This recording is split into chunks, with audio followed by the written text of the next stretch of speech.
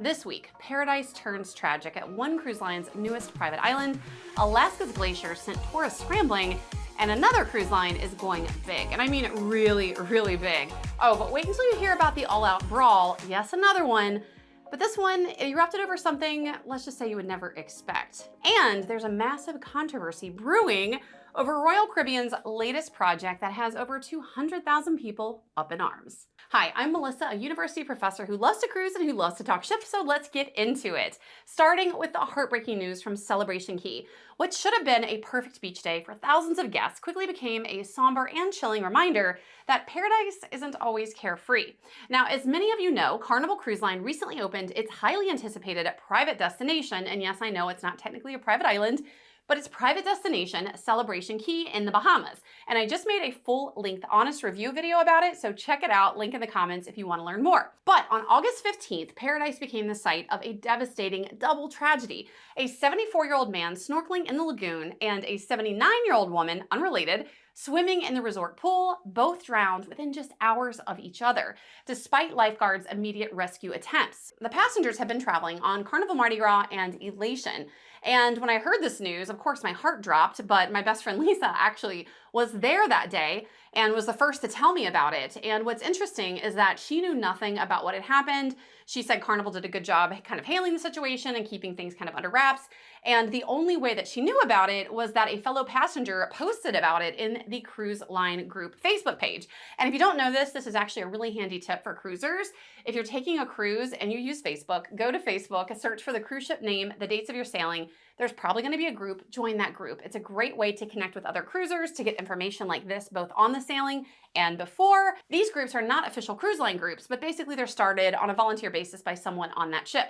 So had Lisa not been in that Facebook group, she wouldn't have known about this, at least for a while, until it hit kind of mainstream news. But regardless, this serves as a crucial reminder why, of course, you should always practice water safety, but also confirm that you have good travel insurance, because I've unfortunately cruised enough and been on enough sailings where fellow passengers have had medical emergencies and even passed away on board, and then the families are left dealing with, a family member. They do have morgues on ships, and when they get home, having to deal with getting the body home and stuff like that. So I do have a guide for travel insurance for cruisers. I'll also drop that in the comments, so make sure you check that out. But my heart goes out to these families. Now, moving from tragedy in paradise to chaos on the mainland, let's talk a little bit about Hurricane Erin. Now, by the time this episode goes live, Erin probably will have passed.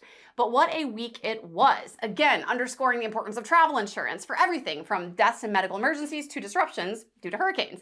Hurricane Erin did weaken to a Category 1 storm as it finally did start to move away from the East Coast, but not before, of course, creating significant disruption. The unusually large hurricane, ranking among the largest ever recorded in the Atlantic at 530 miles across, brought dangerous surf, rip currents, and coastal flooding from Florida to New England. Cruise lines didn't hesitate. They rerouted to keep guests safely away from the storm's dangerous path. So there were dozens of ships that were rerouted over the week. And there were some videos online making the rounds and going viral of some big waves, especially on one Carnival ship, that caused some tilting and some chaos and some scared passengers, but thankfully everybody was okay. So again, folks, this is exactly why I consistently stress the importance of trip interruption and cancellation coverage. A lot of folks don't realize, and I get asked all the time of, well, should I avoid taking a cruise during hurricane season? Well, I hate to break it to you, but hurricane season is half the year. It officially runs from June 1st to November 30th, although it does peak around mid-August through mid-October. So if you're really scared of hurricanes, I would avoid mid-August through mid-October, but otherwise I would encourage you to go ahead and just book that cruise, because cruising during hurricane season can mean less full ships because kids are in school and they're not as crowded with kids, cheaper fares because of that, so there are perks to cruising during hurricane season. But make sure you carry travel insurance in case there is a disruption. I've personally been affected by a disruption for hurricane actually last year.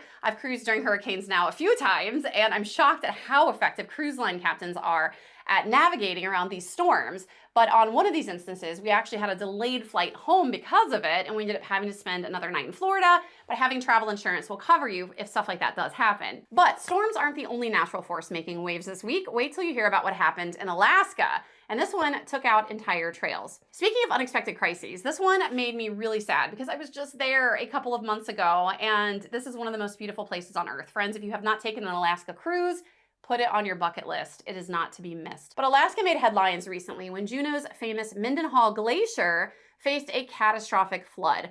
On August 12th, a massive outburst flood from Suicide Basin sent millions of gallons of meltwater cascading down the Mendenhall River. So just a couple months ago, I did a whale watching tour in this area. You can see Mendenhall Glacier. It is just such a beautiful part of the earth, but changes are happening. So this is really sad to hear. Popular trails around the glacier, which is the go-to excursion for thousands of cruise visitors calling on Juneau, were temporarily washed out, and city officials quickly stacked sand-filled barriers to protect nearby neighborhoods. Now, fortunately, Juneau's cruise dock stayed operational, but passengers scheduled for glacier tours found themselves obviously redirected to alternative experiences like whale watching, which I did, which is wonderful, experiences like city tours, or even brewery tastings. Now, scientists are warning that glacial flooding events like this could become the new norm for this region and other parts of our world because of issues like climate change. So my advice, if you're cruising to an area that is subject to climate change effects, which unfortunately is pretty much everywhere, but if you're going to Alaska, always have a backup excursion in mind, because sometimes it's these unexpected detours that can become your favorite memories. So having a plan B, always a good idea. Now, if you're craving some good cruise news, I have that for you too. This next story is gonna blow you away, especially if you love big boats and you cannot lie. Now, turning to something brighter and bigger, Carnival Cruise Line just spilled the new details on its next generation ships. And these plans, they're gigantic. Carnival's highly anticipated Project Ace ships will launch starting in 2029, becoming the largest ever in the fleet at approximately 230,000 gross tons. That's 25% larger than today's behemoths, the Excel class vessels, Mardi Gras, Jubilee, and Celebration. Now, expect in these ships revolutionary dining options, cutting-edge entertainment, venues, and expansive open deck spaces, unlike anything that we have seen before. But before those mega ships arrive, Carnival is expanding its Excel class with 2 more groundbreaking vessels. Carnival Festival will debut from Port Canaveral in spring 2027, followed closely by Carnival Tropical in 2028. Festival introduces an entirely new concept, which they're calling Sensation Point. This is a massive 3-deck water park zone. There's 6 thrilling slides, splash pads for toddlers. I know a lot of parents of little ones are excited about this because usually little kids are kind of shut out of a lot of cruise pool options. And there's even a treehouse style adventure trail. Families that are traveling together will be thrilled to hear that there will be 1,000 interconnecting staterooms on board. That's a big problem for big families like my sister who has 4 kids. She often has a hard time booking cruises because she needs those connecting staterooms, and there are few of them and they sell out pretty quick. So this marks a 70% increase of existing Excel class ships. Also, Carnival has confirmed the return of year-round cruising from Mobile, Alabama, starting in 2027. So exciting news from Carnival World. Now, personally, I'm thrilled to see Carnival investing heavily in these innovations that are family friendly. Although my kid loves Carnival and she loves water parks, so I'm never gonna get her out of there. But I wanna know, who else is excited for these new bigger ships? Or do you think this race to bigger, bigger, bigger is just becoming too much? Let me know in the comments. But Carnival's not the only cruise line making waves. Royal Caribbean's latest ship just started sailing, and it debuted with a serious splash. While Carnival is thinking bigger, Royal Caribbean's newest ship, the Star of the Seas, just had its official debut, sailing from Port Canaveral on August 16th. Royal Caribbean went all out. They hosted massive parties, they had DJs, they had all kinds of hoopla, and they did cross-promotional things to promote their onboard production of Back to the Future musical. I've actually seen that on Broadway in New York. It was fantastic. So I can't wait to sail this ship and see it at sea, which I think is gonna be really, really cool. Now, this ship, it is huge. It's a 250,000 plus ton behemoth, and it brings with it something new for families, but not everybody loves. It's kind of dividing opinions, and I wanna know what you think. Now, with the big ships come bigger onboard technology, and here's what it is. With Star of the Seas, they unveiled a new, innovative, albeit controversial, new offering for parents, the Adventure Ocean Wow Band. Now, they're not the first cruise line to do this, but this is a first for Royal Caribbean. But this Ocean Wow Band is a child tracker. It's a bracelet that you can rent for about $7 per sailing, and it's designed for kids ages 3 to 12, and they're bright orange wristbands, and the purpose is to allow parents to see their child's exact location in real time via the Royal Caribbean app. Now, as a mom myself of a tween who is getting more independence, I let her have some free time on cruise ships. I love this. I completely understand the appeal. It's great peace of mind. It allows parents to enjoy some well-deserved adult time and let their kids have some independence. However, some cruisers are not so happy about it. They're concerned about privacy issues, questioning if GPS trackers are crossing the line, and others think that this is giving parents carte blanche to just let their kids run around free. And that's a legitimate concern. I have personally seen on cruise ships, packs of kids, they just get bigger in the pack as the cruise goes along and they pick up friends and they're just roaming completely unsupervised throughout the ship. And a lot of folks are concerned that parents are going to be more likely to let their kids roam about without supervision with these trackers. But I want to know what you think. Is this a good thing or a bad thing? I'm personally excited, but I can see why some people are not. Let me know your thoughts in the comments. And speaking of Royal Caribbean, they're making headlines for something much more controversial than tracking bracelets. And this one has nothing to do with their actual ships. Instead, Royal Caribbean just ignited a firestorm of controversy with their latest project. Now, we've known about this for a while. I've reported on this, and what it is it's their plans for Perfect Day Mexico. So if you haven't heard, Royal Caribbean basically bought the port of Costa Maya and they're turning it into their own private destination, much like their Perfect Day at Coco Cay in the Bahamas. Now, this is a massive project and it's a $600 million transformation scheduled for 2027. Now, I know a lot of cruisers have been excited about this because Perfect Day at Coco Cay is a very popular private attraction for cruisers and the loyal to Royal crowd, but it's controversial because Royal Caribbean has started to roll out their plans, and let's just say the locals are not happy. Now, the project itself sounds pretty cool. They're gonna have supposedly the world's largest lazy river over a mile long. I'm a lazy river girl, I'm happy about that. They're gonna have epic water slides, swim up bars, and all kinds of premium dining options. And they're meant to serve up to 20,000 tourists per day.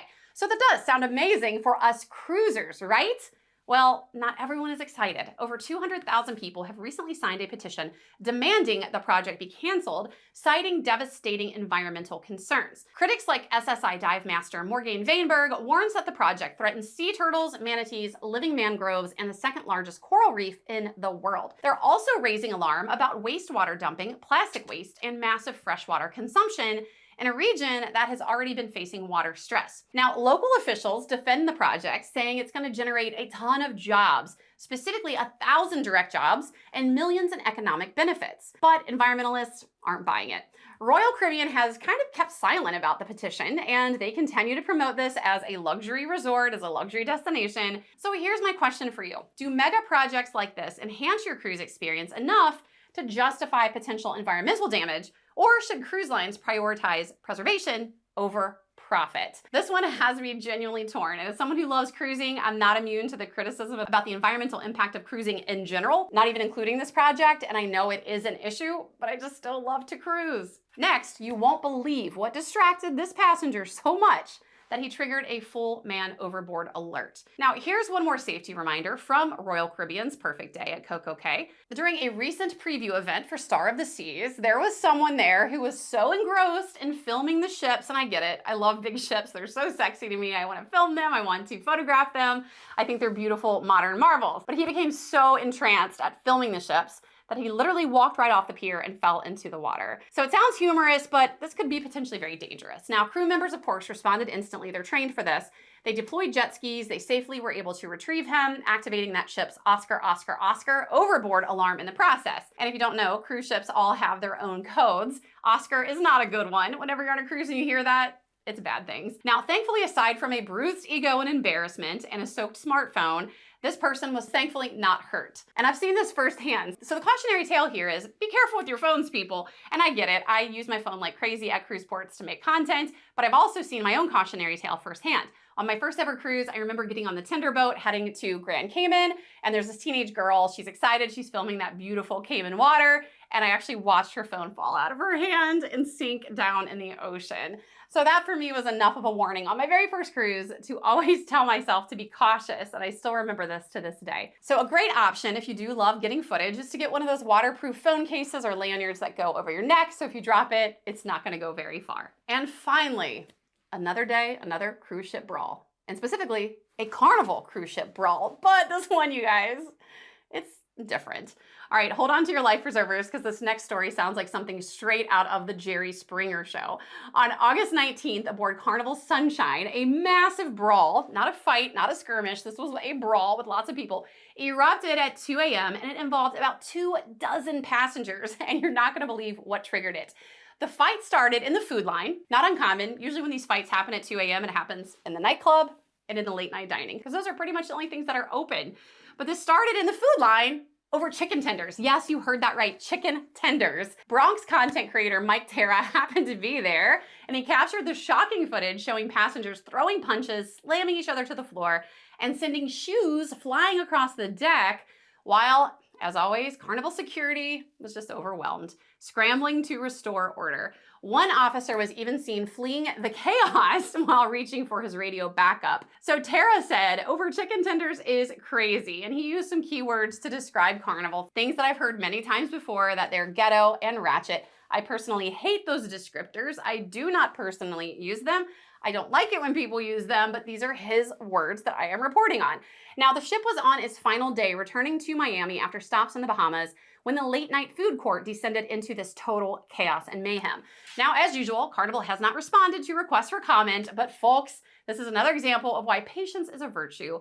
Don't overconsume on cruises. And if you really hate brawls, don't cruise on certain cruise lines, and don't stay up really late, and don't be in the club and in the food areas, because that's where these things always seem to pop off. But I want to know, have you ever seen a cruise line skirmish? I've seen a few. Never a brawl, knock on wood, and hopefully never, because I hate physical violence. But I want to know what you have seen during your cruising career. Drop your comments and your experiences below.